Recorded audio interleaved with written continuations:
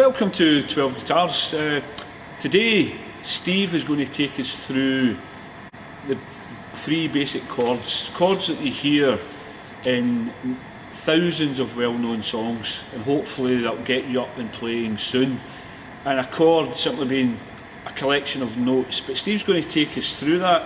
And I think you were planning to use a Taylor guitar in this one, so. Steve, was it? We'll use that one because it's got a nice So looking forward to this, Steve. I'm sure our viewers are.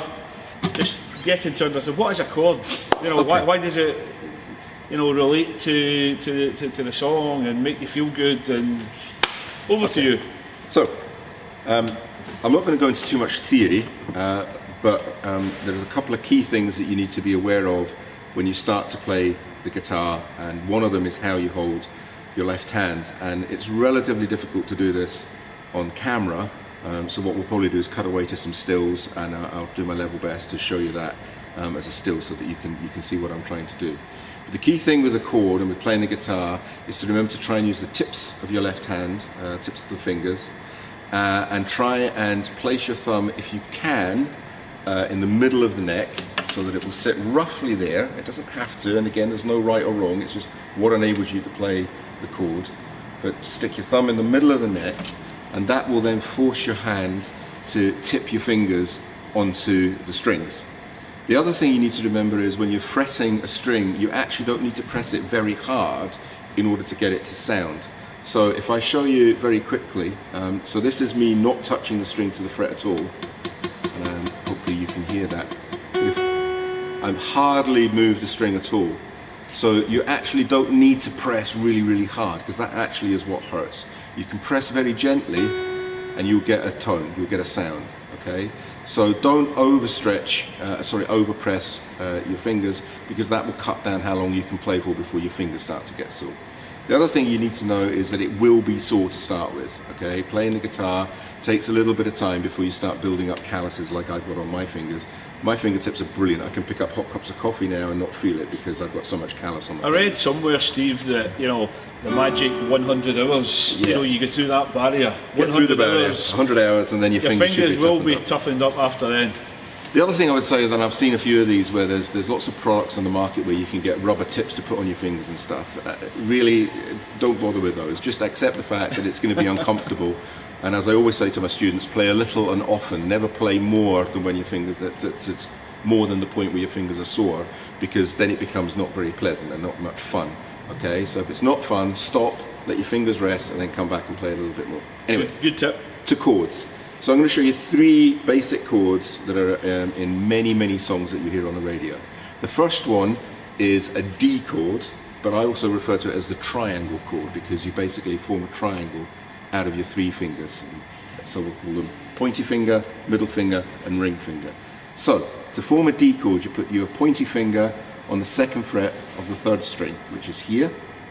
You put your middle finger on the 2nd fret of the very thinnest string, directly underneath it, and then you take your ring finger and you place it on the 3rd fret. And as you can see, that creates a triangle. Okay, so that's a D chord. All right. And basically you then want to strum just straight down the guitar, all of the strings, just go one single strum down, don't press too hard, and you should hear this sound. It's as simple as that. You'll notice that I'm being very naughty and my thumb is at the top of the neck. If you push your thumb down, it will just make it a little bit easier to sound the chord. So that's a D chord, that's the triangle chord. The next chord I was going to show you is a C chord, and this is like a diagonal line across the neck.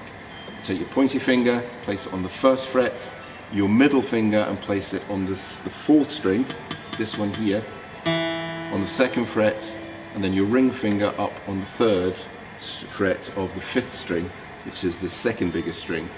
And if you play it all the way down, you should hear this sound. And as you see, you get a nice diagonal line of your fingers across the neck. So that's the 2nd string 1st fret, 4th ring 2nd fret, and 5th string 3rd fret. And that's a C chord. Now the final one that I'll show you is a G chord. Now there's many ways you can play a G chord, but the easiest is to do 3rd fret, okay? And it's really straightforward. You're going to put your middle finger on the 3rd fret of the big string and the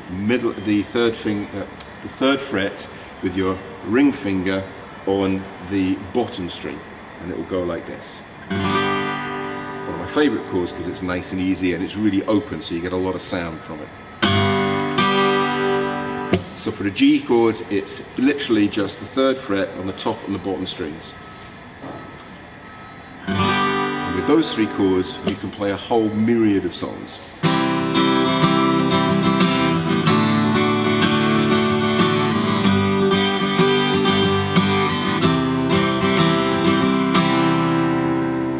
Will sound familiar on a lot of them. The next time we'll show you how to move between the chords and how to practice playing the chords so that you get familiar with how to do that. Steve, thank you. Great. Catch you next time, folks.